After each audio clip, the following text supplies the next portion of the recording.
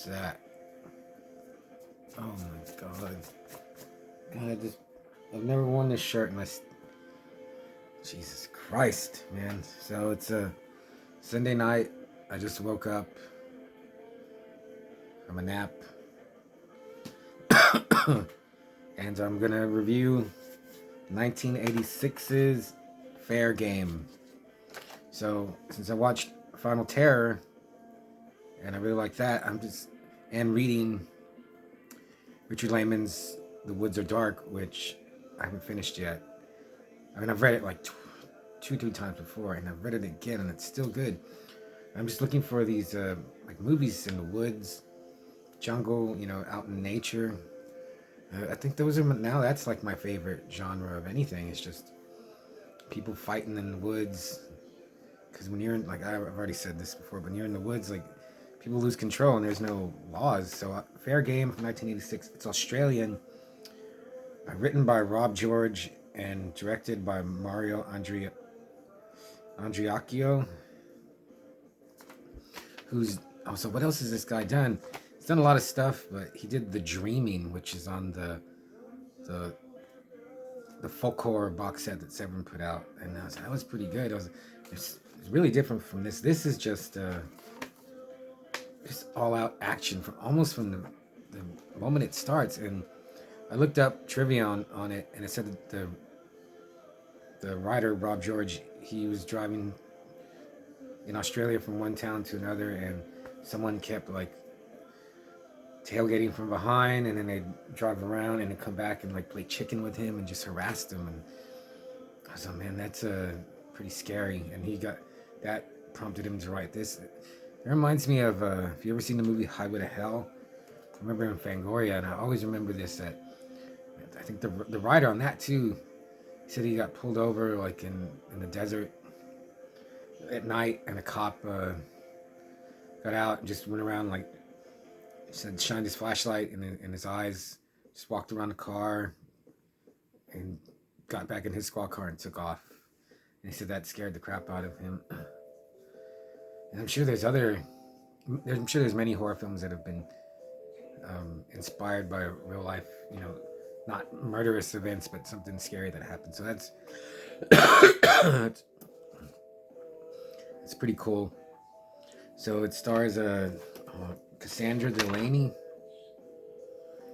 and I didn't write the other actors. There's really not that many people. It's just like all her. So she runs a wildlife preserve in the middle of the outback, like in a pretty desert-like region.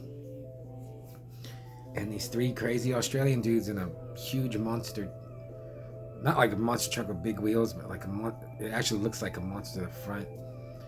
They just start messing with her, and there's actually 2 vehicles. One guy, I think Sparks, that was his name.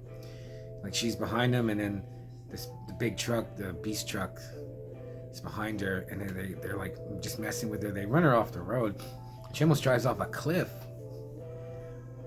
And then when she gets to the small town, they're at the same convenience, like gas station, and she gets mad at them and tells them off, and they just jerks to her. But what I thought was cool is one of the guys, Sparks, he's like playing with these little kids, and it's not like other movies. He's not a bully to them. He's like, no, don't mess with me. I'm just a little guy, and the kids are laughing, and I was like, he's nice to these kids. But then when they see Jessie, they're just, I don't know, just because maybe she's pretty or defiant, or pretty and defiant, they just mess with her. And the guy driving the truck that almost ran her off the road, he's really nice to her in the store too. Like when he finds out she's a painter, he buys her painting, and it seems like just the look on his face is like, oh man, this chick's really cute. I want to like impress her. I'm gonna get to know her.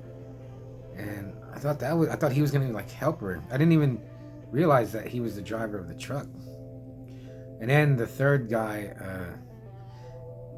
and all these Australian movies, these guys have really odd, I don't know if they're their names or nicknames, like all the guys in the Mad Max movies. And if you ever seen Razorback, there's the one guy called Dicko. And in here, this third guy, his name is Ringo Radnick. And then the guy playing with the kids, he's Sparksy. And then the nice guy is like Sunny.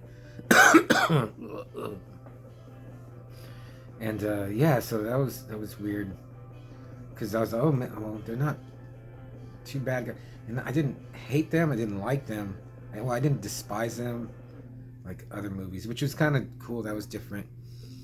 And then they just start messing with her again, and there's some really cool stunts in here. There's one part where I was wondering if the guy that plays Ringo, if he was a stuntman, because there's a part he gets on the hood of the monster truck, and he's gonna jump into the bed of her truck, but his friend like hits the brakes real quick and almost makes him fall in front of the truck. And I was like, dude, you just tried to kill your friend.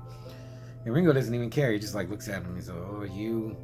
And then he jumps from the hood of the monster truck into the bed of her, and dude, it looks like 10, 15 feet. Maybe it wasn't that much, but he jumps. And I was like, dude, he could have just fallen under. He could have missed. Like, and he does a lot of stunts like that where you see it's him, but then there's other stunts like I was like, and then he wears like a rag over his face. So I was also trying to hide his face for a stuntman, but you see him doing a lot of like crazy stuff. Like he climbs on top of a house and he's just running along like the roof, the top. And he jumps and does like a twist and like, is this dude an acrobat or something? I would never do that. But so yeah, and then just this movie just keeps going. They just keep messing with her. She fights back. She pisses him off. They keep messing with her. Oh yeah, and they're kangaroo hunters. That's why, like, that's what made her mad at them. Like she finds a baby, a Joey that they killed. I guess his mother. And I know it seems like kangaroos always seem like, when I was little, they seemed like nice animals, but they seem like real jerks now. So, and they're like pests. So just kill them. But in this movie, like I wouldn't want to see little Joey get killed. Not until he grows up and he's like a muscular man killer. And yeah, it's just back and forth, and it's just them. There's no one comes in to help her. She has a boyfriend that's like on business away, and she just lives out in the middle of nowhere with her birds and her dog Kyla, who survives. Kyla survives, but she gets hurt. There's one part where she's gonna just take off. She just keeps trying to leave, but they do stuff to keep her there. And she opens her truck, and there's a skinned kangaroo in there, and I was like, that looks real. I think they just killed a kangaroo and skinned it and put it in a truck. And then there's a part where they get her and they tie her to the front of the hood, or just the front of the truck, and they drive through the outback. And I was like, man, they really did that. I don't know if they actually assault her. Reviews said they did. If they do, they don't show it. I guess they did. It just seemed more like they just wanted to harass her and then kill her. But I'm just giving away the whole movie. I really, really liked it. I watched it on Amazon Prime. Really good copy. It just, man, and I've never seen this before. It's from '86. Like I've seen, the Mad Max, Razorback, Dead End Drive-In. I thought I'd seen all the really popular Ozsplpitation movies. Now I want to see Stone. But fair game, yeah. And the actress who plays Jessie, Cassandra Dillon, she's really pretty. She carries the movie. She reminds me of, I can't remember her real name, but like Sarah Connor's older, prettier sister. Because she uses her like what she knows to fight back, and the way she finally dispatches the bad guys. So they were pretty good. Like they weren't just, she doesn't just like blow them away or chop them up, or she uses traps and her knowledge to fight back. So I thought that was really good. I really enjoyed it. Finally saw something well, Final Terror was really good, but I think, man, I think I like this a little better than Final Terror. Because there's so much action. There's never no downtime. It seemed like just, and the only thing, there's no gore, but well, except for the skinned kangaroo, which looked real. Um, Usually, like I'm a gore hound too, but it didn't matter. There's enough action and just crazy stuff going on. And then Jessie, like she's riding horses. It looks like she does a lot of her own stunts. And they throw her around real rough, tumble. Uh, I read she learned how to drive. I mean, I don't know why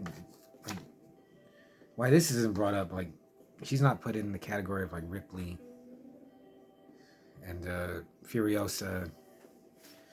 She was great. So, and the afterglow of watching it, I want to give it a four hands. I'm a little hasty in that, but right now, yeah, I really enjoyed it. Now I want to watch Fortress. And then I found a movie by Don Coscarelli called Survival Quest that I've never heard of.